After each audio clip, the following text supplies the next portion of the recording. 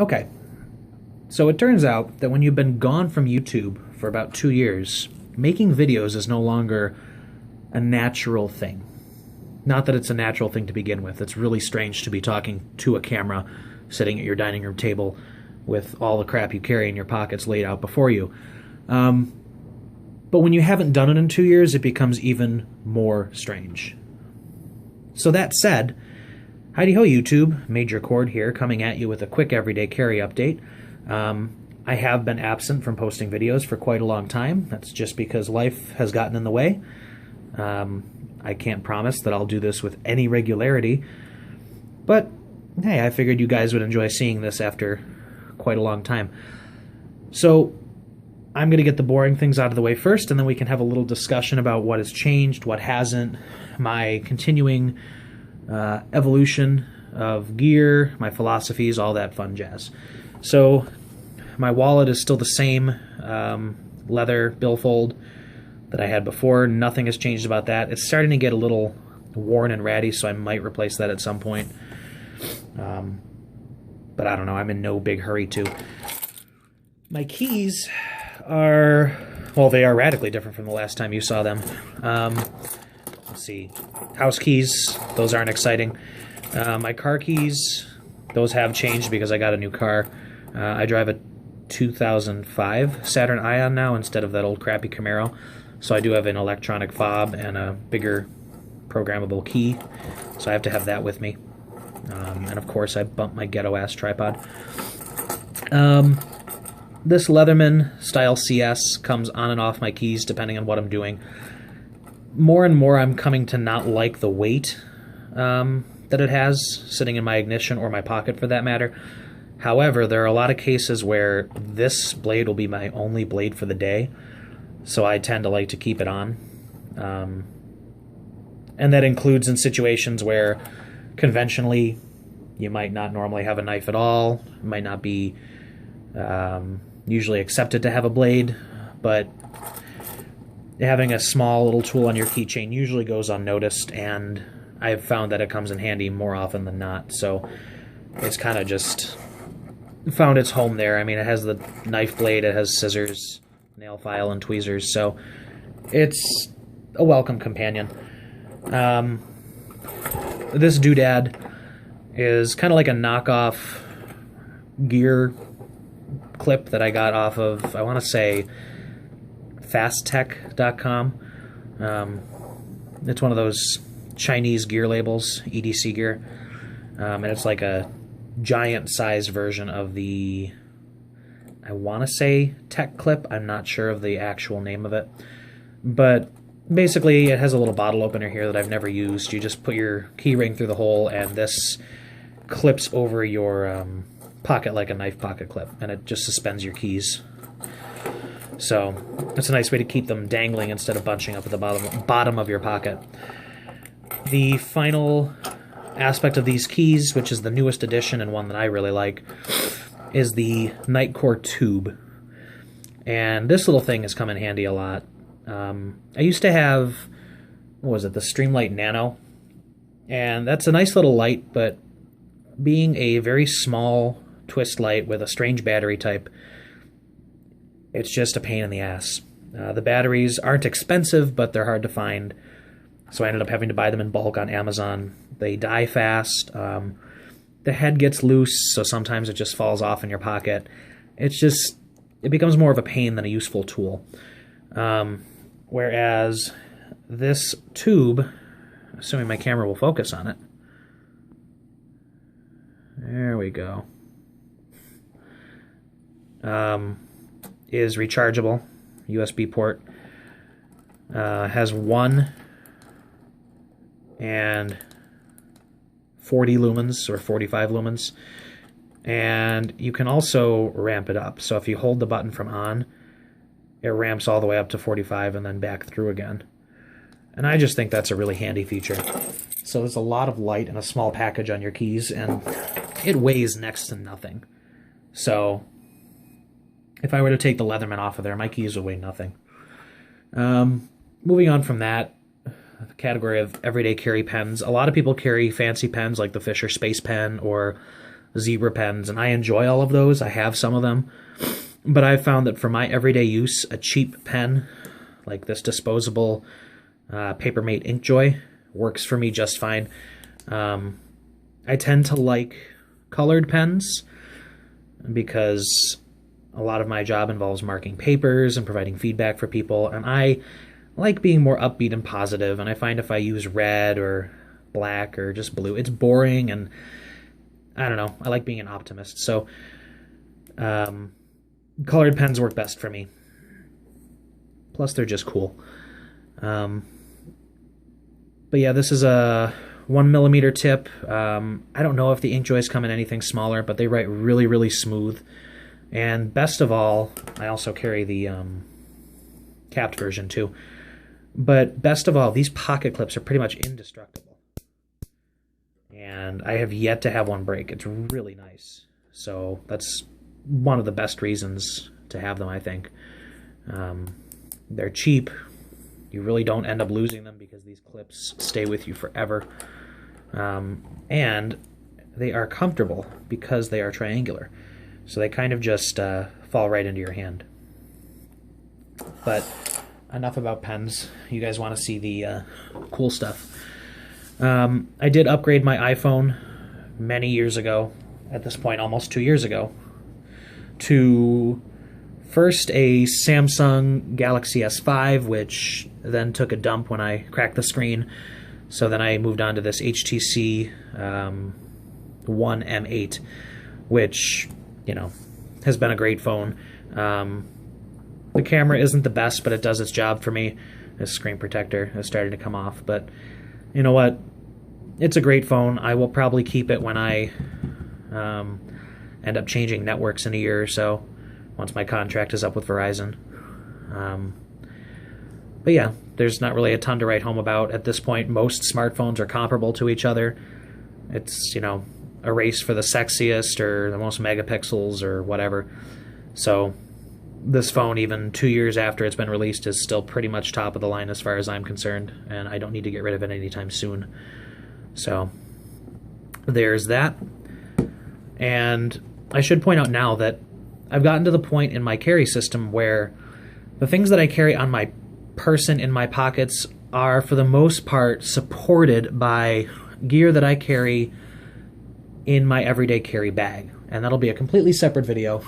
But for instance, this phone, you know, given that smartphones suck so much power out of their batteries, this phone is now supported by, you know, an external battery pack, which is kept in my everyday carry bag. It's supported by a USB dongle so I can do data transfer. It's supported by a power brick. It's supported by headphones.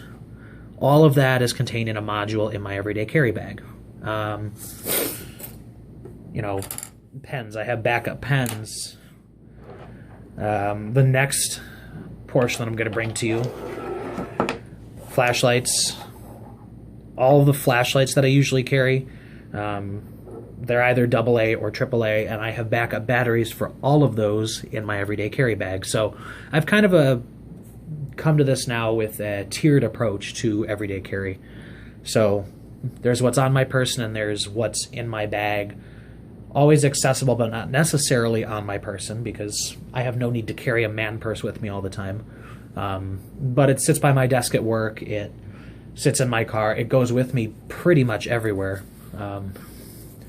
There's pretty much never a time where I'm without it, or at least that it's not close by me. So anything I need is supported by that bag, if that makes sense. But yeah, moving on to lights. For more than a year, I carried this 4.7's Preon P1.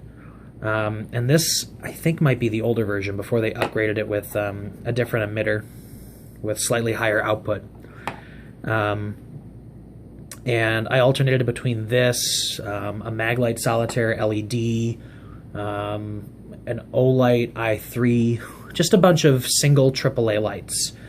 And they work well. I still carry this, but I'd carry this in my front right pocket with my pocket knife and my multi-tool. But nice output, nice even beam. This one has a high CRI emitter, so you can really see the natural colors of things. But recently I decided I wanted a bit of an upgrade, just because, like any hobby, sometimes you get bored with what you have and you want different things.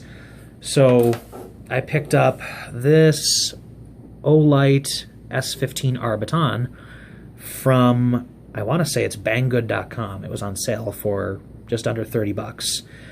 And this takes a rechargeable AAA, which is the 14500. It recharges via, well, that's smart of me, if I can put the tail cap back on. Recharges via a magnetic charging ring in the base. So not only can you stick this onto metallic surfaces like the hood of your car or a fridge or wherever you might need to stick this stupid little thing, but it also sticks upright to the charging base for recharging. But once this dies, if you're out doing whatever and you still need light, you can pop a normal AA or an Eneloop, which is usually what I use in most of my lights, into it for continued power. But even though it's a little bigger, and it's actually the biggest problem I had at first, is that given the way this clip is positioned, it's really only a bezel up carry. You can switch it around, but then it just becomes awkward. The fattest part of the light is sitting in the seam of your pocket. But yeah, I've gotten used to it really fast. You have a switch toward the bezel. You have your low, medium, high. It's just a really nice, even, bright light. There's a moonlight in there too, if you hold it down. That's probably the mode I use the most, to be honest. It's just a really nice light, and I probably won't be changing off of this anytime soon. Now that I've gotten back into carrying AA lights, I kind of like the extra runtime and the utility they offer. So I'll stick with this for a little while. Before I talk about knives, I should probably mention this while it's still on the table. My other mace did expire, so I went ahead and picked up some of this.